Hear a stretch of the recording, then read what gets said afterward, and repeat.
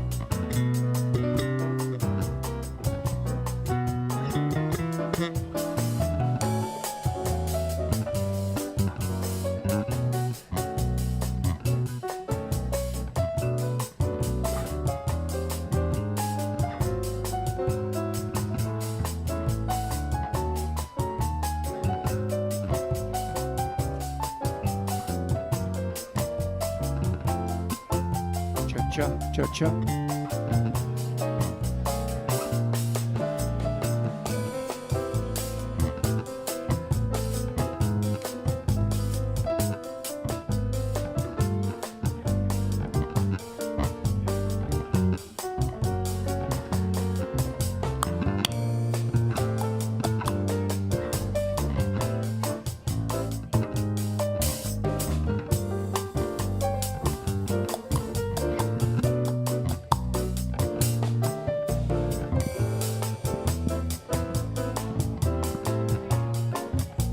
Cha, cha, cha, cha, cha, cha, cha.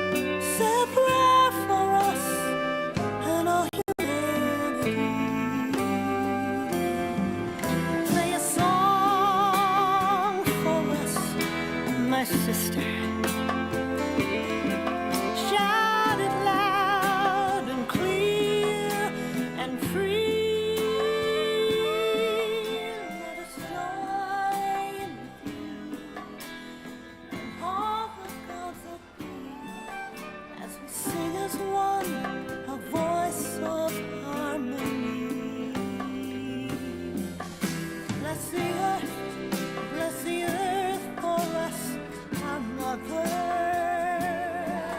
Bless the earth. Good morning, everyone, and welcome to Unity of Santa Barbara. Wow. Look at all these beautiful faces this morning. I wonder why you're all here. I know why you're here. In fact, Reverend Denise told me why we're all here. We're all wanting to find the peace that is within us. And that's why we gather every Sunday, and every time we are here together, we tap into that peacefulness that is the essence of us.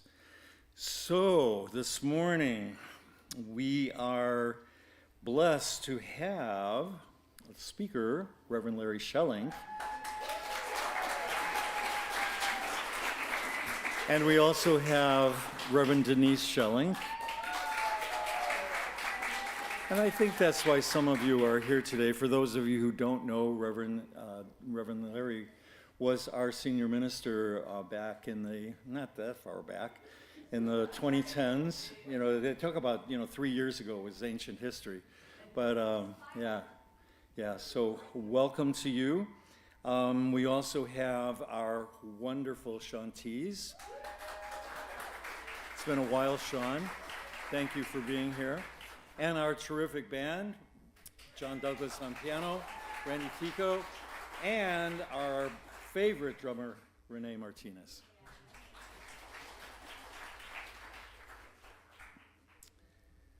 So before we get started, I just want to say a few words about why I love Unity of Santa Barbara and why I love this spiritual community. I came here a little more than 25 years ago, and I didn't know why I was here, but I did not know what a spiritual journey was, and I didn't know that I was about to embark on one, so that was all a big surprise. And it's been an amazing ride, an amazing time of growth and development and inward looking to find who I truly am and work on that. So one of the things that I'm really excited about right now is the path that the Board of Trustees has chosen to move us toward the integral ministry program. And some of us, the board, and some of us are being coached by Dr. Gary Simmons. And that's exciting, and it's different, and it's terrific, and you're going to hear more and more about that. But what I know is that the evolutionary purpose statement of this program is something that's very exciting. We are here at Unity of Santa Barbara to transform lives. And we are here to inspire people to make a difference in the world. Those two things together are what we are working toward and what we are going to be living into in the coming months and in the coming years. If you think that that's a new idea, it's not. Because, and I love that I'm doing the platform today, because actually Reverend Larry and Reverend Denise brought these ideas to us about 10 years ago. And I was really excited then, and I'm really excited that this idea is coming back around again. The small group ministry, the spirit groups, and especially the Q process. Reverend Denise helped us with that amazing process, and that's going to be coming back. It was a transformational time for me during all of that. So I just wanted to thank you publicly for opening the door to this possibility, and here we are again. So let's give them a round of applause for that. Yeah. So we are all about peace and love here at Unity of Santa Barbara. We light the peace candle every time we gather to remind us that peace is who we are in the deepest part of ourselves, the essence of ourselves. And we are here to shine that love and shine that peace out into the world, and we certainly need to be doing this at this point in time. So thank you. And then I'm already lost here. I am taking my time because I can't change the page here. Okay, so let's affirm our foundational truth together. We have a slide for that. There is only one presence and one power, active in the universe and in my life, God, the good, omnipotent. Okay, and now Sean will lead us in our opening song. You all know this one. In fact, why don't we all stand up and sing it together? It's a good one. Use me. Hello.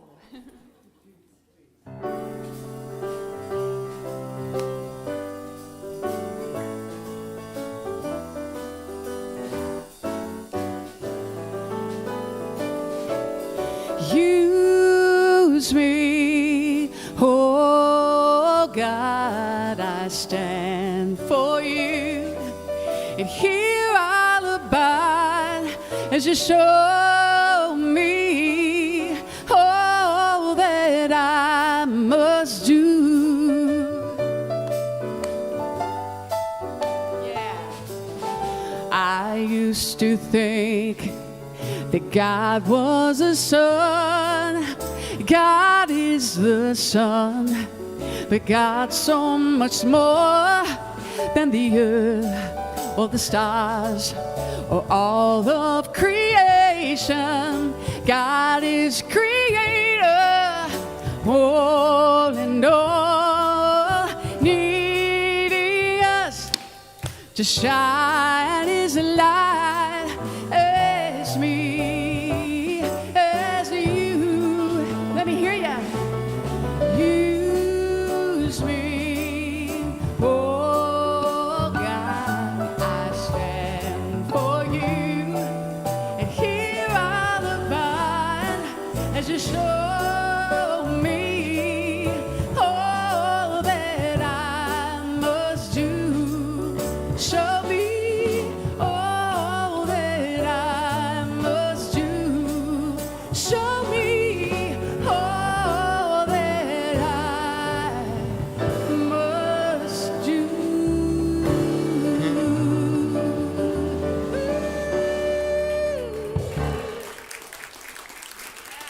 And while you're all standing, please greet one another.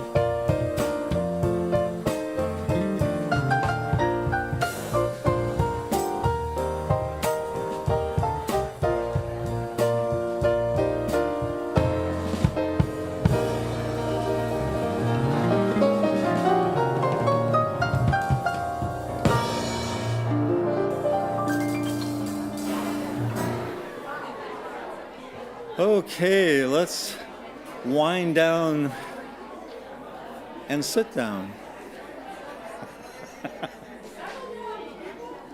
Thank you for taking your seats.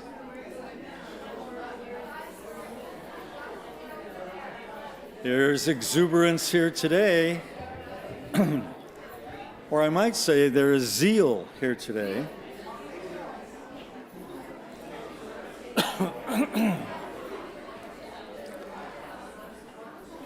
Okay, I'm loving this. Such a good way to segue into the daily word. And the word for today is zeal. Zeal. I bring my zeal and passion to life. Unity co-founder Charles Fillmore wrote in his 94th year, this is a quote, "I fairly sizzle with zeal and enthusiasm." Don't you love it? I can just see, I feel that sizzling. "I fairly sizzle with zeal and enthusiasm and spring forth with a mighty faith to do the things that ought to be done by me." That is why he is our co-founder. His example shows me that regardless of my age or station in life, zeal is a divine gift, a part of me, always mine to call upon. Through it, I feel enthusiastic and energetic about life. I express my joy and excitement as I live, love, and share myself through service. I am purposeful, passionate, and positive. I live authentically and make a bold impression on the world. I share my talents and gifts with a spirit of generosity and service. I begin each day with eagerness and end it with gratitude, happy to share my zeal. And from Scripture, worship the Lord with gladness, come into his presence with singing. And that's from Psalm 100. I am purposeful, passionate, and positive. Let's say that together. I am purposeful, passionate, and positive. Just feel that sinking into you. That is zeal. So thank you, Charles Fillmore. Okay, now is the time we welcome all of our in-person and online guests. Since the pandemic, we have really increased our presence online, and we are so blessed to have viewers all over the United States and Canada, and actually all over the world. So if everybody would just, in your heart, know that the people online are also part of this energetic and this energy of this community today as we are all together here. If you are online, you can leave some comments if you're on YouTube. And then we also have a free gift for you. If it's your first time, we have a free gift for you. You can migrate over to the Unity of Santa Barbara website, unitysb.org. And right up at the top of the page, there's a button that says free gift. Click on that, and it'll take you to the place where you can access that. Okay, and so we know that our live stream audience also includes the folks at Oak Cottage Memory Care, and we encourage all of you here in the sanctuary to kind of give a shout out to all of them over at Oak Cottage. And we also want to say welcome to anybody who's here for the first time. If you are here for the first time, can you raise your hand or stand so we can recognize you? We got some people there. We have someone over here on the end. Our ushers are passing out some information to you. And also, after the service, Clifton will, there he is, he will take you over to the welcome table, and you can see what we have for you there. We have a free gift and some other information. And he could answer any questions that you might have. And the best part is that lunch is on us today, and for you and for your whoever you brought with you. And just a reminder that we do have our youth here. They are over in the community room. Susie is doing a great job building our youth ministry. If you know anybody who, if you have a young person in your family that you would like to have come here on a Sunday morning to begin to learn the principles of unity, please talk to Susie or just show up. It's a wonderful way to start a life. I wish that I had had some of these teachings when I was a young person. We also here at Unity believe in the power of prayer, and we do have our chaplains, our prayer chaplains. If you are a prayer chaplain, would you stand, please? We have Catherine. We have Peggy here today. Our chaplains are always happy to support you in your time of prayer. Catherine will be up front after the service if you'd like to pray with her today. If you'd rather, you can also, out in the atrium there, we have prayer requests cards that you can fill out, put it in the prayer box, and the prayer team will pray over your prayer requests. And we also have our Shirley Campbell Chapel. It's such a gift to have that chapel. It's open for you to go in and spend some quiet time, some prayer time. So please, if you've never been in there, take a peek in there and spend some time. It's a really lovely place. Okay. So now let's join together for our community blessing. This space is a sanctuary of peace, where hearts are open and souls are salt-free. We grow in love, rooted in purpose, and uplifted by spirit.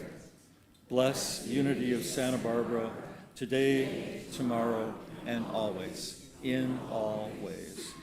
Namaste. And now Sean will lead us into meditation with the meditation song.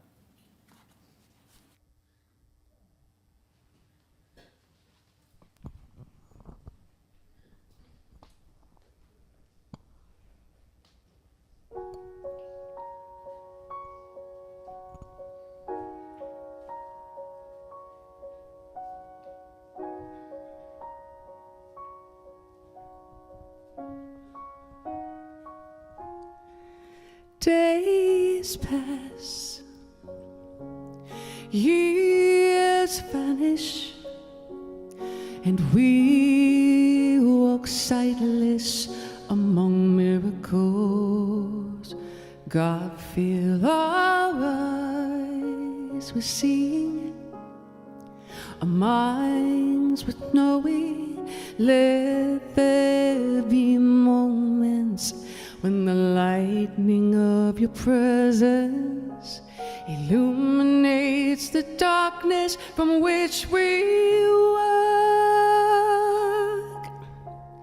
Help us to see wherever we are that the bush burns unconsumed, and we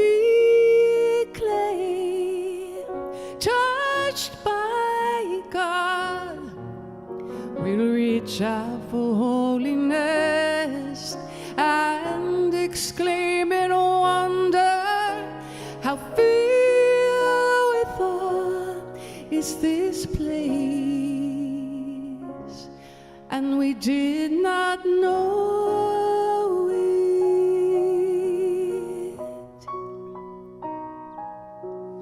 how filled with awe is this place,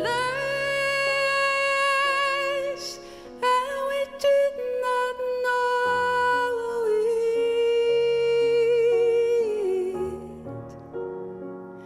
it. Help us to see it.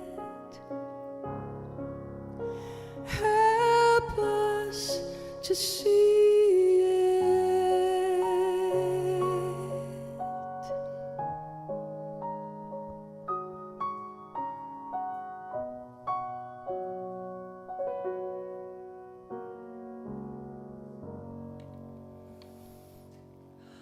take that breath with me. Let's begin by first just arriving into this time and space together. Allow yourself to gently close your outer eye. Take that healing breath. And allow us to see with a greater vision.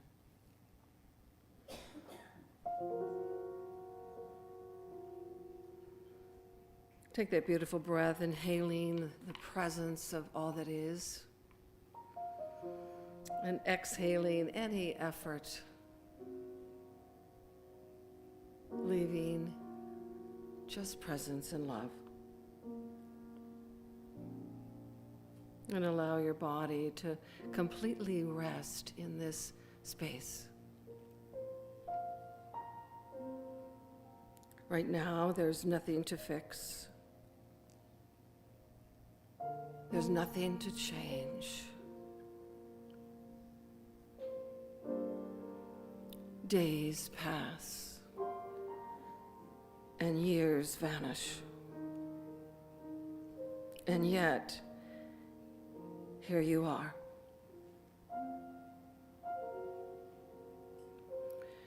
And so we pause together,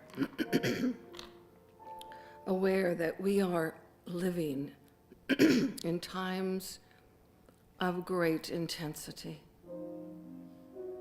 times of uncertainty, times of sorrow and change, and moments when the world can feel heavy and even overwhelming. Without naming the stories, we just acknowledge the feeling. And we choose right now to come home to what steadies us. So bring that beautiful attention inwardly now. Notice that you are fully aware. That awareness is already here, open, listening, awake.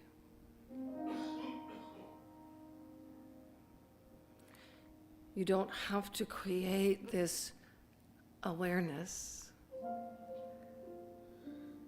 You are awareness.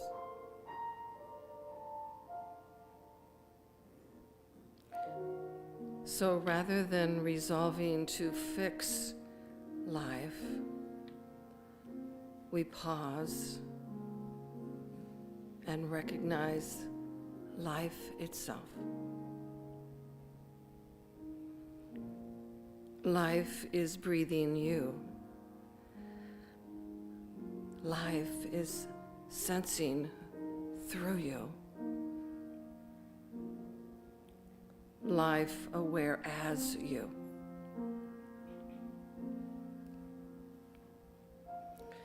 And even as these days pass and the years vanish, this presence remains, unafraid, untouched, whole. And so for a moment, right now, we trade eyesight for insight. We let the outer world soften. And we turn gently toward this inner knowing, inner listening.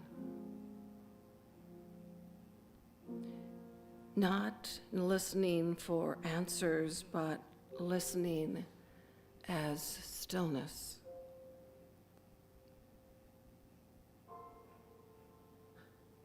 So we walk sightless among these miracles. We breathe, breathing life itself.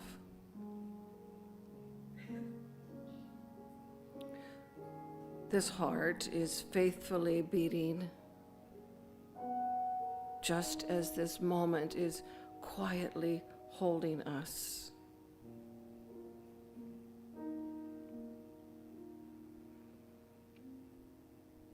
So in this silent place, we allow this prayer to arise. Fill our eyes with seeing. Not just looking, but truly seeing the holy, the sacred, the divine. And fill our minds with knowing, not with more thought, but this deep recognition of who we truly are. Let's rest here for just a moment into the truth of our knowing.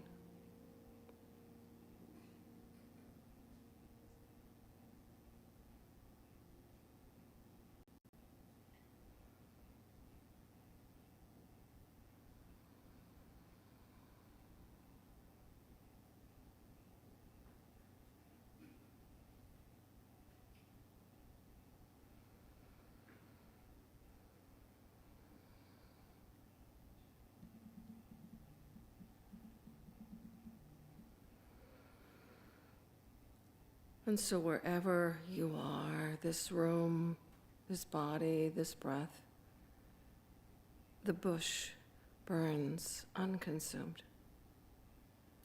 This is the holy ground that Spirit speaks of. You are clay touched by God, naturally reaching towards this holiness, not by striving, but by noticing.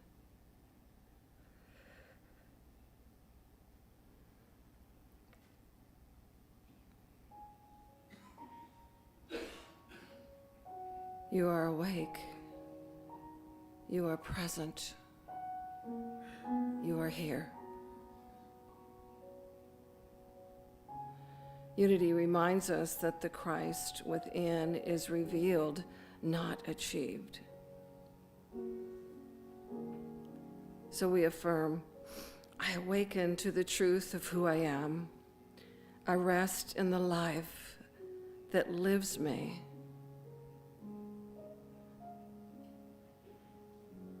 And from this beautiful song, how filled with awe is this place.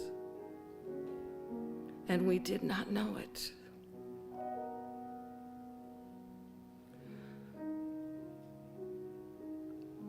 So allow our eyes to see the beauty, to see the magnificence, to see the holy. It's all there.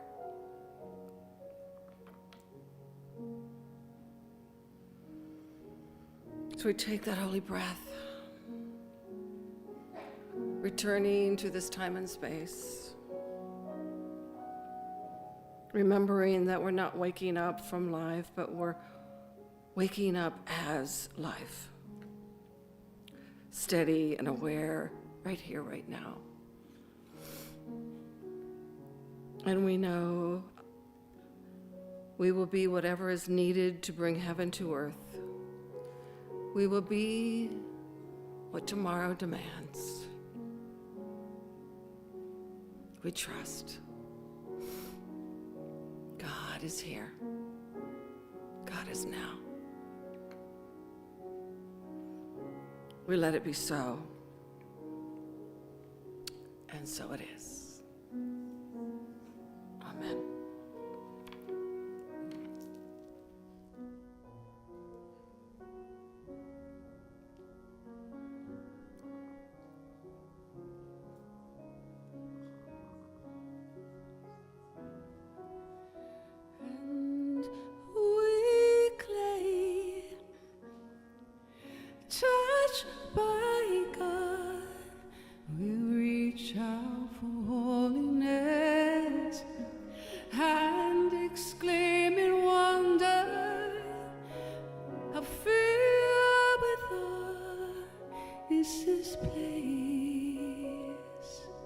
and we did not know it.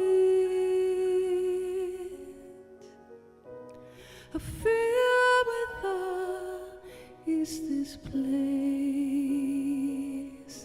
Help us to see it.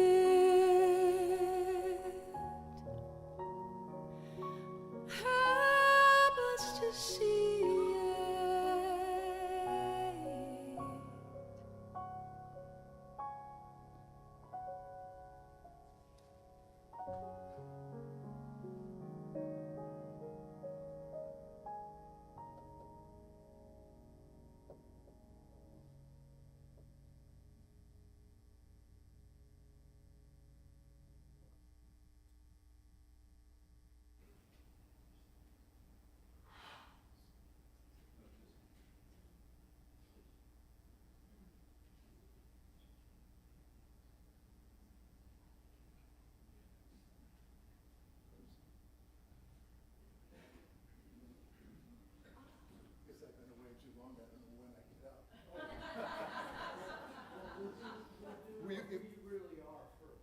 That's what I thought. I was waiting.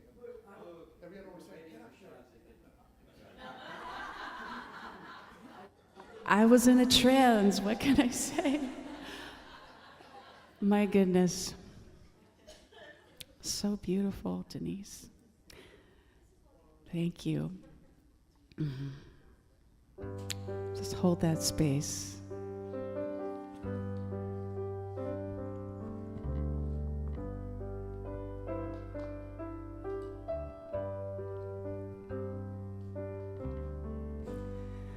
Could there be more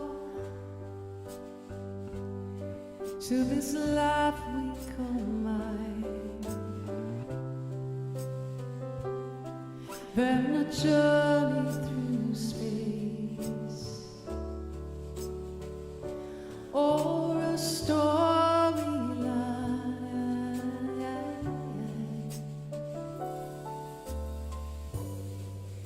More to life than the body can sense, than the mind can conclude from experience.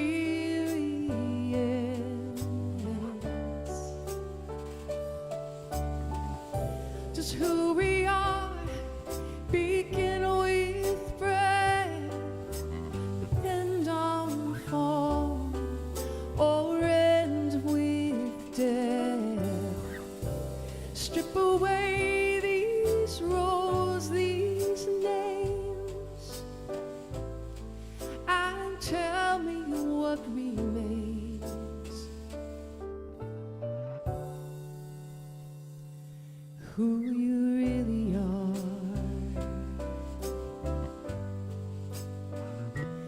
who you really are.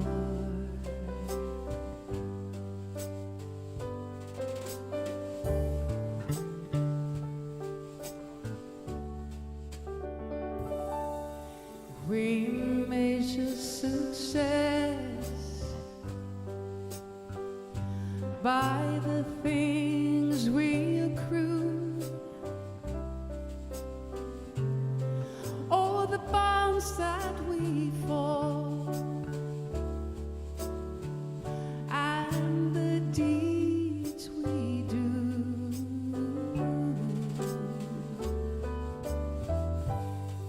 These too shall pass, for as hard as we try to hold on to this form,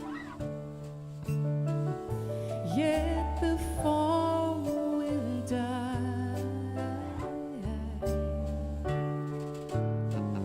Inherent in this dance of form is a chance to see what's yet unborn, and the choice to throw this chance away and be caught up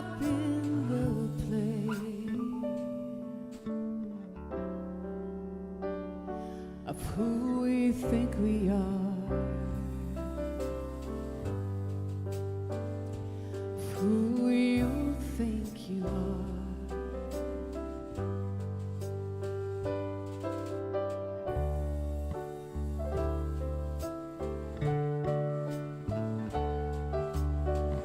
This is your lifetime. It could end at any time. Where is your attention? Where is your prayer? Where is your song?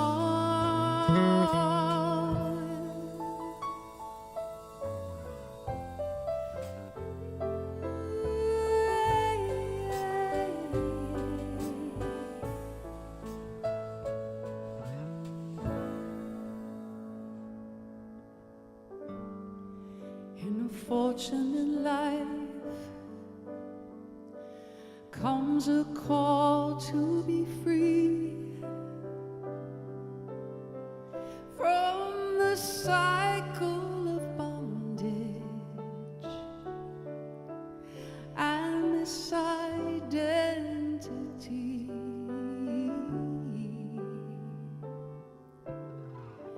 To wake from this dream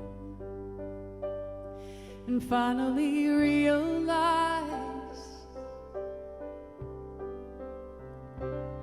the truth of one's being before the body dies.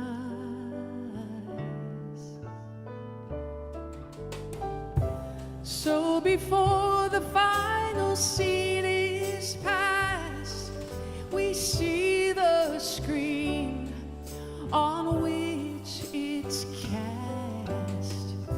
See what's seeing this, me and you,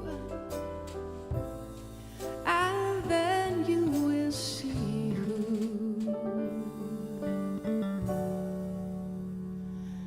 who you really are, who you really are,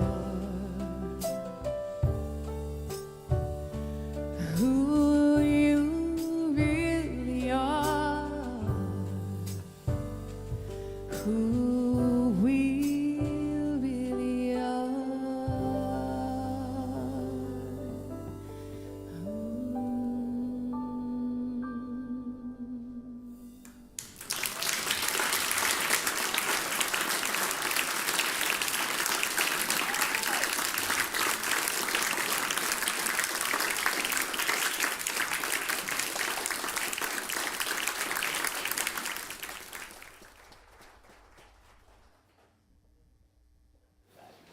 Let's take our offering and go home. We've done it, haven't we? Well, good morning. It's been a while since I said good morning to you all, and still my joy to look out and see you all. And thanks for waking up with me this morning. Appreciate that. Well, Denise woke up with me this morning. Yeah. Waking up is one of those statements that can make people feel like we're not getting it. So I want to talk about that a little bit today. When we're talking about waking up spiritually, people think that, well, gee, I haven't had this enlightening experience yet. I haven't seen the bush burn unconsumed, or the sky hasn't parted, and I haven't been able to part any body of water, and so I don't really think I've got it.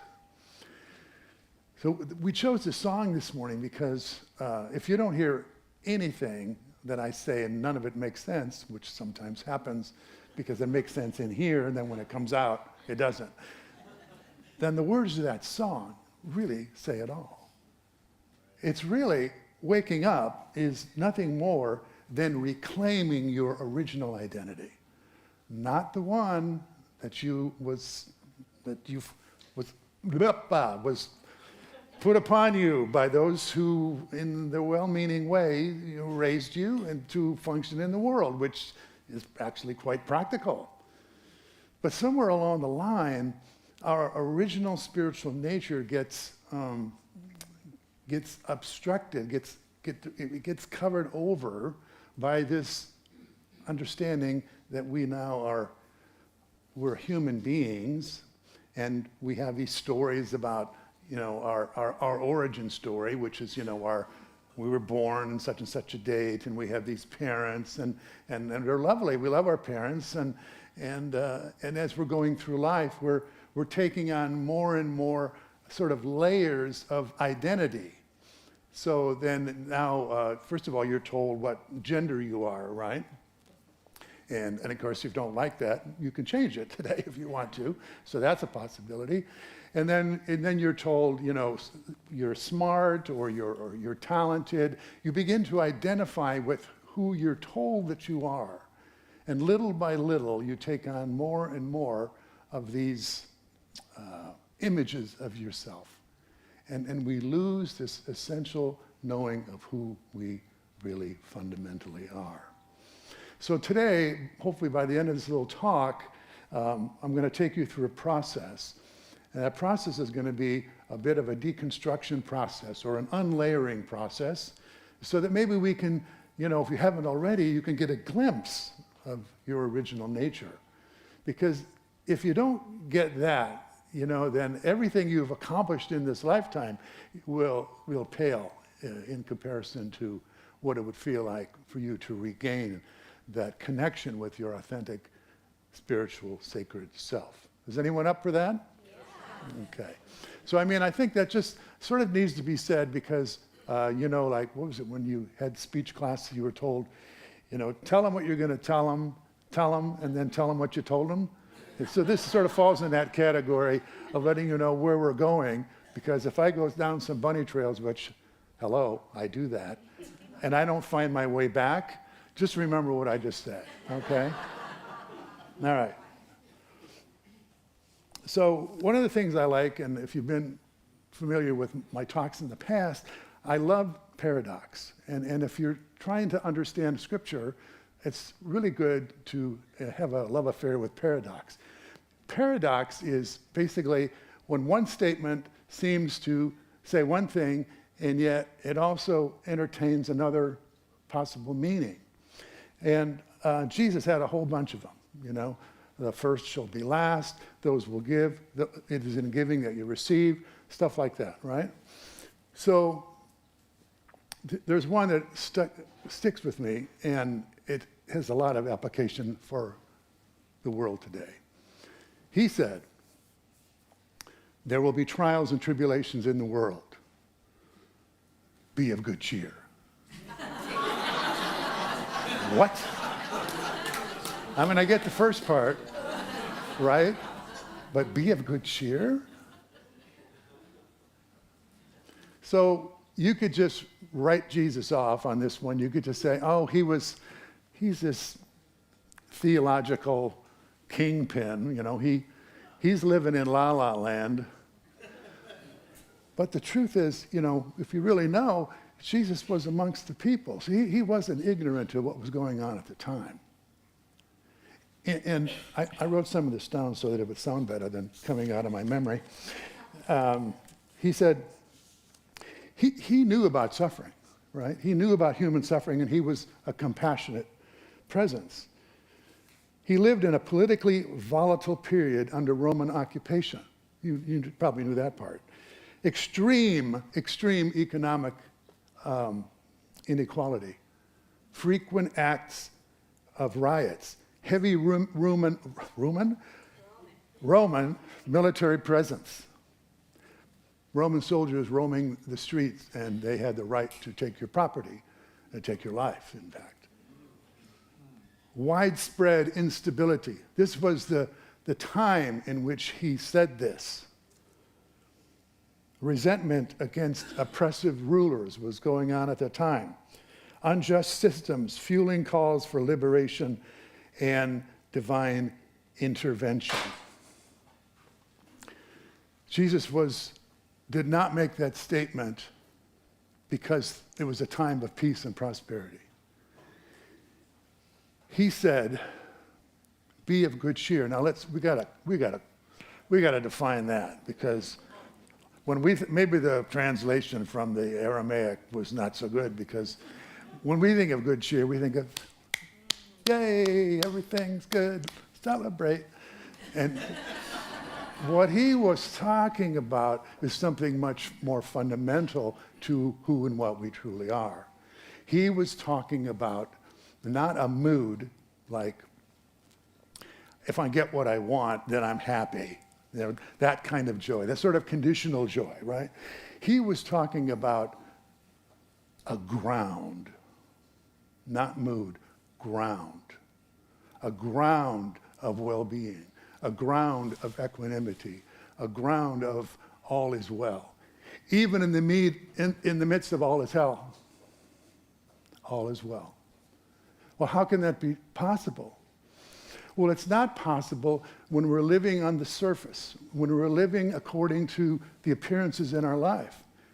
And particularly, it's not possible to have that sort of equanimity and that peace if we're identified as this human, frail being, because don't we know that the human being is vulnerable? Yes? We can feel it, right? And we can feel unsafe at times, and we can feel like we have to protect ourselves. We feel we have to guard ourselves against the vicissitudes of life, and the outrageous winds of fortune and misfortune are always swirling around us. And as human beings, we feel that we have to protect ourselves, and we have to put up, either emotionally or energetically or psychically, we have to put up barriers to protect ourselves. But see, all of that's happening at the level of our humanity. But remember, Jesus said, the kingdom of God, which is the way he talked about who you truly are, is at hand. And what he meant by that is it's within you. It's within you. Now, it's not within you like Eric Butterworth says, not like a raisin in the bun within you. It isn't like an object within you. It's your essence. It's who we are. It's what we were made. When we've said this over and over again, it says in the Bible, God made us in his image and likeness. We are spiritual beings having what? A human experience. We get it mixed up, don't we? We're feeling like we're human beings struggling to have that spiritual experience. But the struggle is more evidence unto what we are not than it is a struggle unto what we are. It's like if someone says, can you tell me where the sanctuary is? And the person says, well, it's right here. You're standing in the sanctuary. And you say, well, could you point me? How do I get there? Well, no, you're already in it. Well, do I go this way or do I go that way? Do I go up or do I go down? How's your hearing? You're already in it. This is it. This. Jesus was, sort of sarcastic because he would say, the time is coming and the time is now. Another paradox. The time is coming and the time is now. Well, what's coming? What's coming is you and I, right? But the time is now. There's no better time than now. Does anyone have any thoughts of a better day down the road when this happens? When we pay off the house? When we get the nest egg we want? We all have, and what we do is we create this illusion that our happiness, our joy, our sense of well-being is somewhat apart from us in time and in space, which, if we're really talking metaphysics, there is no such thing as time and space. So we're creating a separation that doesn't even exist in reality. It's right here. It's right now. Would you hand me my water, please? Thank you. It's actually not water, but I can't say what's in it. Thank you. Electrolytes.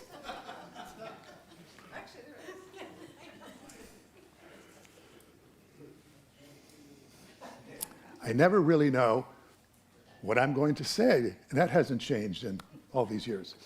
I have 6 pages of notes, and I probably will not refer to them very much. After those songs, I mean, that's what I really felt was the right message for the day. Where was I? Waking up, right. I dozed off, I'm sorry. So let's talk a little bit about how we do that. We'll do that actually through a process at the end of my talk instead of it'll be sort of a prayerful process. But let's talk a little bit about not doing a spiritual bypass, because do you all know what a spiritual bypass is? Never done one. It's sort of like a denial of what's really happening by just affirming some high and lofty spiritual ideal, like saying it's all good, even when there's, caca in the room. That's what spiritual bypass is. Or it's like putting a smiley face over the check engine light. It's like,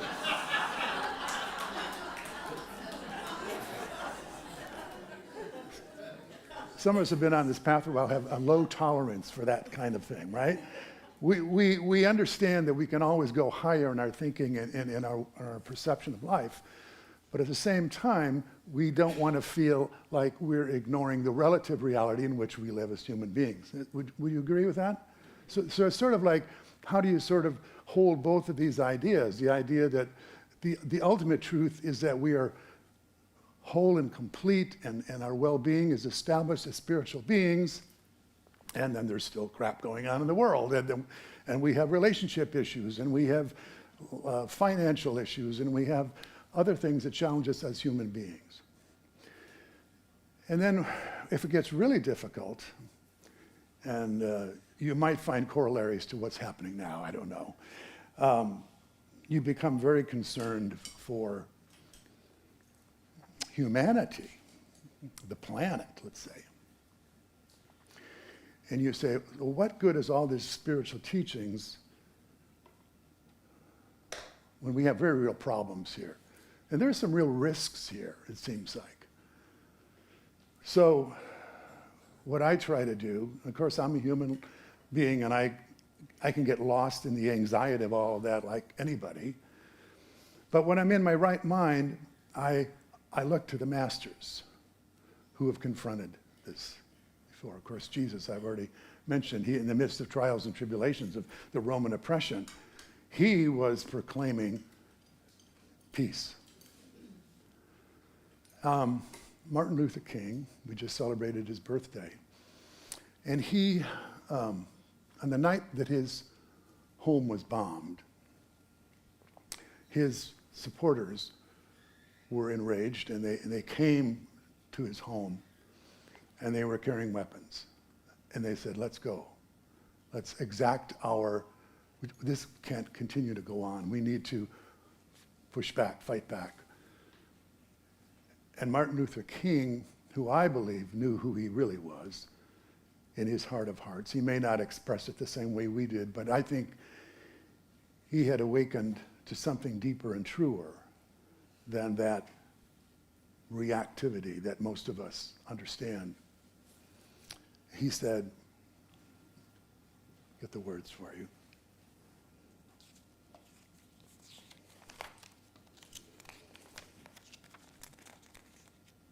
We should have a little music here while Larry finds his notes. Oh, thank you. Talk amongst yourselves.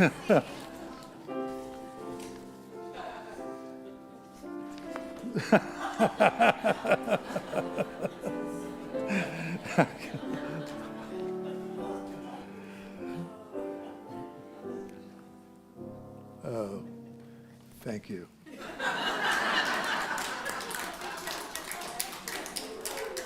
We've only worked together just today and already. It's such synchronicity, beautiful. So let me read this to you because I think it just comes out better. King rushed home and found an angry crowd gathered, some armed, ready to retaliate. Instead of letting outrage steer the ship, he centered them first, and he gave them their marching orders. If you have weapons, take them home. We cannot solve this problem through violence. We must meet violence with nonviolence. Centered in who and what we are, clear seeing, and then action. Was it Einstein, right, who said, you can't solve the problem at the level of the problem. But most of us, when we're in reactivity, we respond to the problem at the level of the problem. And that's the problem. Right? And I don't profess that I do this perfectly, but I'll just tell you what I do when I do it perfectly. And you can just guess how often that is.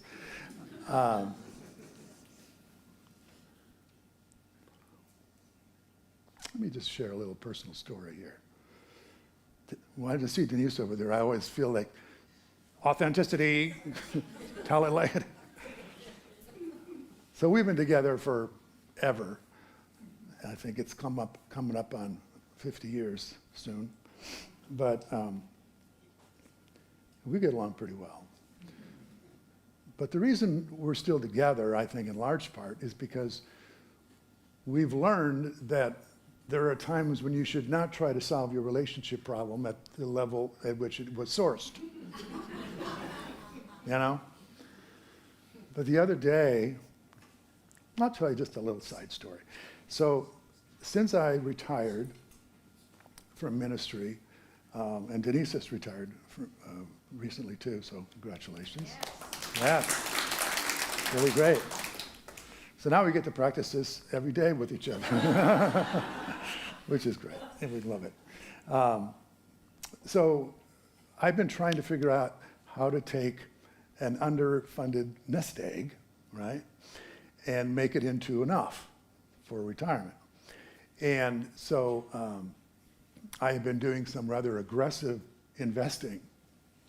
And I've done pretty well for about a year and a half. And so here's where I lost who I really am. After a while, because I was having success, I was now seeing myself as a successful stock investor, right? So one day, Denise and I had a discussion about whether we should buy something, and Denise said, "You can't afford it. We can't afford it."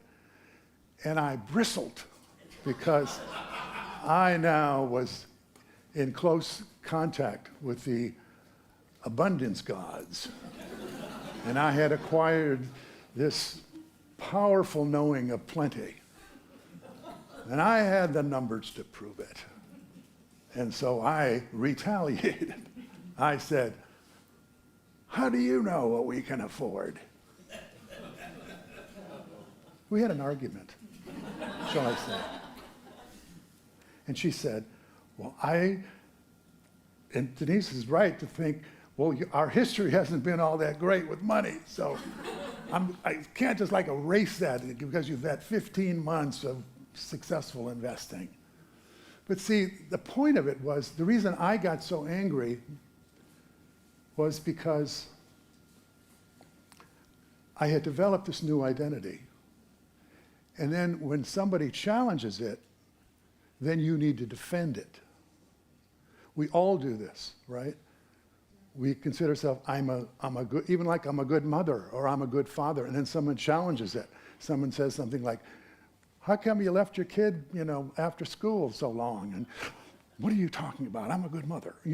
We find ourselves, we're defending something that is a temporary image of who we are. It's not who we really are, because who we really are is not offended by those things. By your wife saying, "Hey, I don't think we can afford it." check in, get ground in who and what I really am, and I'm open to a conversation, right? But I didn't do that. But I did it later. So you can return, you can trade in your costume, go to another room, get rid of your, oh, I'm such a great financial, investor. You can take that costume off, and you can come back in the room and say, I apologize. Let's talk. And you can think of this in any area of your life where you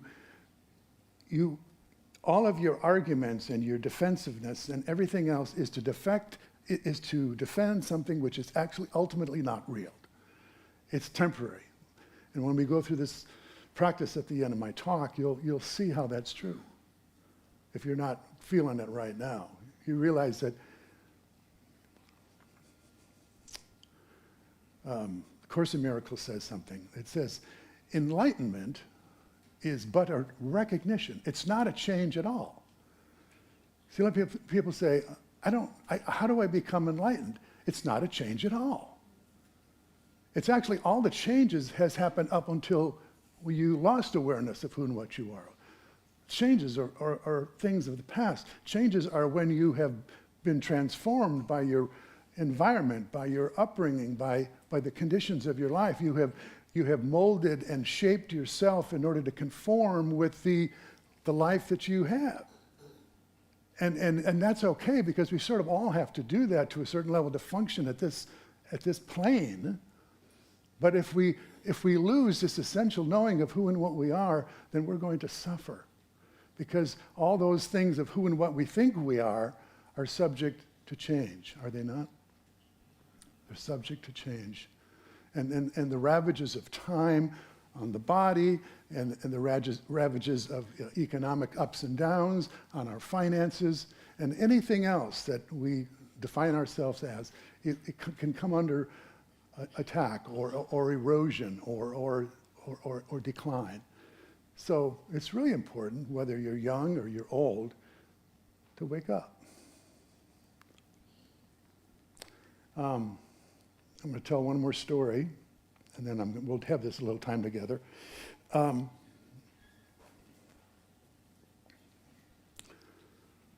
Gandhi, Mahatma Gandhi. This was the Indian people were oppressed in India under British rule. They had their own story about that. And Gandhi was a man of peace, and he would, the teacher of nonviolence. But his supporters, the people that were devoted to him, got tired of this nonviolence. It's like, we've been oppressed. We're being taxed. We're not able to. The government is even making salt. Government made the salt. You had to buy the salt from the government, and they put a heavy tax on it. This is a basic commodity that every human being needed, and the British had this monopoly on. They were controlling it. They kind of had their thumb, on a basic human right. And so they came to Gandhi and said, enough is enough. We need to take arms. We need to take action. And he said,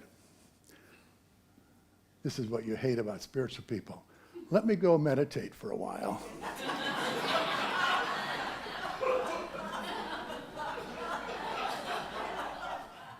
So a week goes by, and they can knock on his hut or wherever he was doing his meditation. And yes? Are you ready? Did you get the answer? No, give me another week. 2 weeks go by. Now they're really, certainly you have the answer by now. No, it's not quite clear yet. Give me another week. 3rd week, he emerges. I got it. Oh, thank God. What weapons shall we bring? And he goes, no, we're going to march. We're going to march? Why are we going to march? Well, you'll see. Where are we going to march? To the sea. The sea's 24 miles away. So it takes them, 200 miles away. So it takes them 24 days, and they're marching. Nobody knows why. there's much. Gandhi, we will follow Gandhi, yes we will. So they get to the sea, and everyone just crowds around Gandhi like, what's he gonna do? And so he goes over to the edge of the sea, and he scoops up a handful of mud, and in the mud is what? Salt. You've heard this before. And he picks it up, and he just holds it. And people start gathering around, and they do the same thing. They pick up a handful. Salt, salt. It was illegal to produce your own salt. And here he was doing it, and they were doing it. And they were doing it non-violently. But in essence, he didn't throw a stone, he held up the salt. And an empire was stunned because it no longer held this monopoly. See, when we get deeply clear with ourselves, unlike the way I handled this interchange, we get clear with ourselves, then we know what's to do and how to do it and what to say and how to say it. But we're up here defending this false personality that feels so tender and so frail and needs, life to be a certain way to be okay, then we don't act. Then we act with violence. So I know all of you are probably asking, in the way we are in the world right now, what is mine to do? And how shall I do it? My suggestion is get back to knowing who you are. And then when you feel that sense of abiding peace and equanimity, when that craving or that need to do something, be something, grab something, push away something, aversion, resistance, those things begin to dissipate in the ground of your own understanding of yourself, then pose the question. It may take you 3 weeks. It may take you 3 months. Whatever time it takes. It's better than the action that you might take if you don't do that. The action that you take if you don't do that might have much longer repercussions than the time it takes for you to get there. So let's go through this together.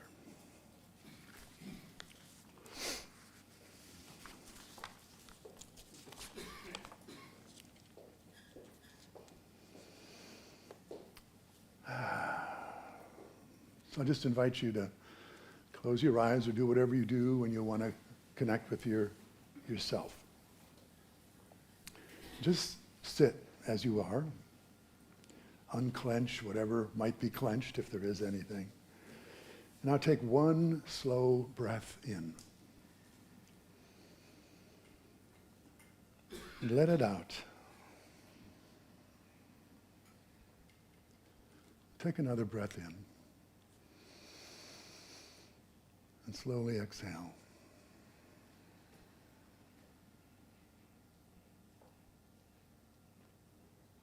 Let's take inventory. Let's notice what might be moving in you right now.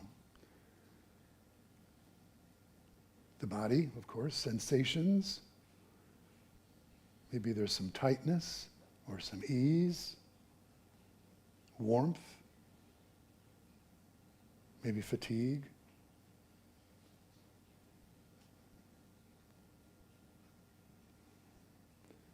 And how about emotions? Take inventory of those emotions. Maybe you're calm, maybe you're worried, anxious, hopeful, irritated, whatever it is. And then, of course, the ubiquitous thoughts. Maybe you're planning leaving here. Maybe you're wondering what's after this service, what's for lunch, who you will be with, whether you'll make a big offering today in the church. Memories, judgments. Now, as you look at those sensations, emotions, and thoughts, just name them. Changing. Changing. Changing.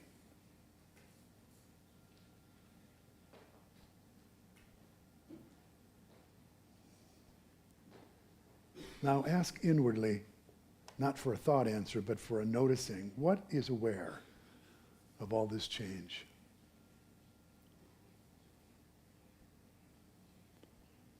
Don't look for it, just notice it. There is a knowing that is happening. Awareness is present, right?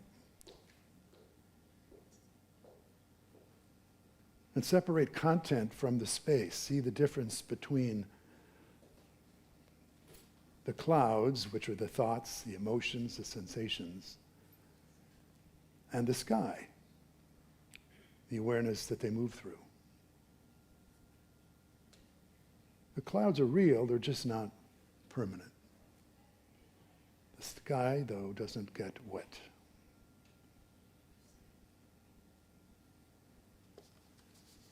And there's a 3-point test. Can I observe my thoughts? If yes, then I'm not merely the thoughts. Can I feel an emotion and still be aware of it? If yes, then something in me must be larger than the emotion. Can I notice the body sensations? If yes, then awareness is present before a story about a body.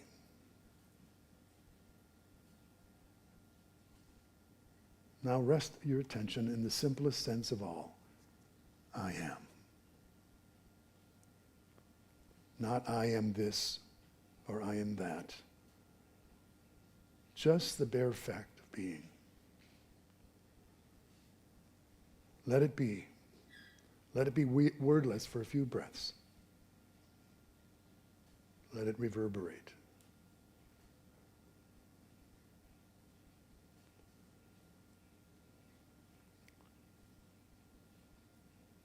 And then ask, does awareness itself come and go?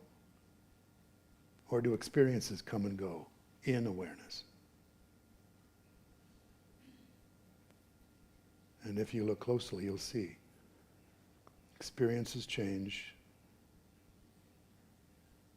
The knowing of experience remains.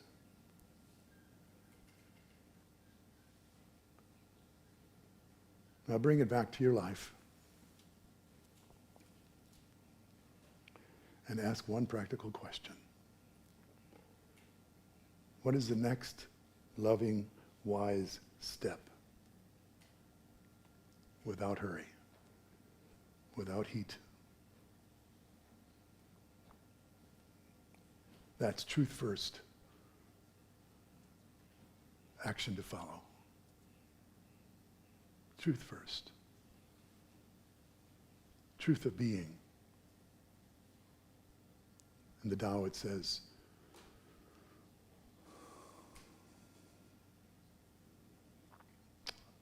when your mind is not clear,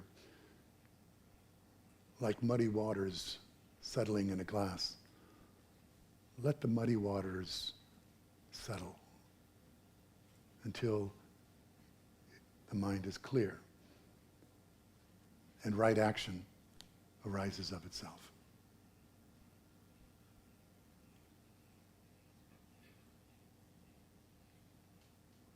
This is the Master's way. What am I going to do about this? What am I going to do about that? What am I going to do about her? What am I going to do about him? What am I going to do about the government? What am I going to do about those people?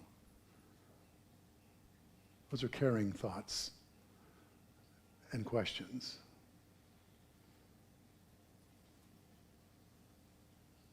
But it's important that we provide the best possible answers and the best possible action before we take action. I know I'm rededicating myself to this practice because I messed up last week. and I probably will again. But I don't mess up now unconsciously. It's good to have a partner to remind you how you messed up and bring you back to clear seeing once again. But Denise and I are both dedicated to this work. It feels like the best thing that we can do in the middle of whatever life we're living, whether it's a busy life or a life of less activity. Returning to that place where we can remember who and what we are. Gives us the best possible guidance for how to go forward. There will be trials and tribulations, Jesus said. He didn't say there might be. He recognized the ubiquitousness of trials and tribulations. But he said there's an overcoming power and it's in you.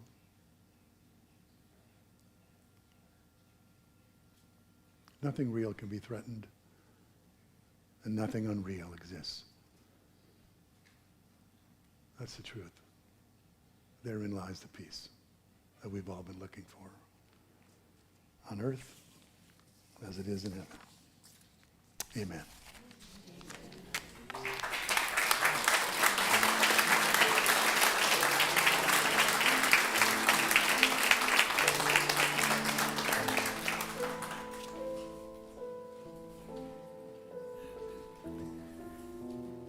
And that is how we transform lives and inspire people to make a positive difference in the world. Thank you, Reverend Larry, for that really wonderful message. We could hear that all day, every day. So now is the time that we acknowledge that we do live in a prosperity consciousness, and we celebrate that by our gifts of our time, our talent, and our treasure. And as the ushers come forward, let's remember that we shall live, again, Charles Fillmore, we shall serve for the joy of serving. Prosperity shall flow to us and through us in unending streams of plenty. What a great affirmation. So there are a number of ways to serve, and there are a number of ways to give. You can give here in the sanctuary, or you can go online, unitysb.org, and there is a donate button on there. It'll take you right to that's one way to give.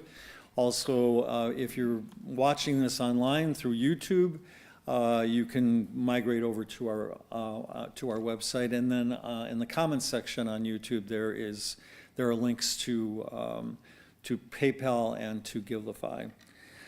So whatever amount here in the sanctuary that you are being guided to give today, take that amount of your gift, hold it in your heart, and as the ushers come forward, bless that offering. And now we are going to have a song.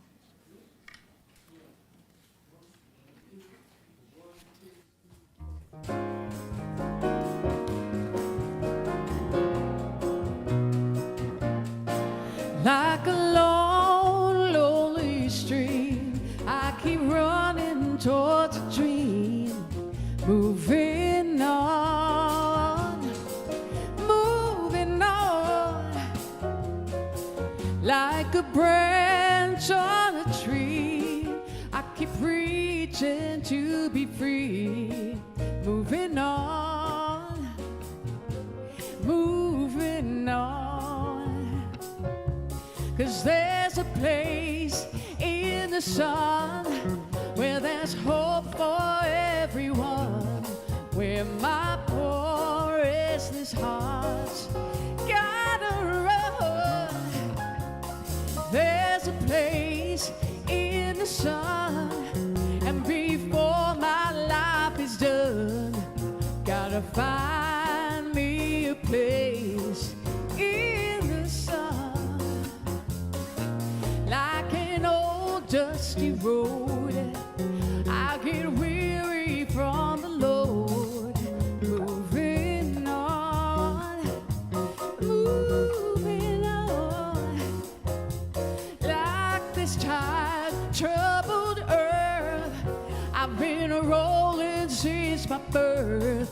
Moving on, moving on. Okay, sing it with me. 'Cause there's a place in the sun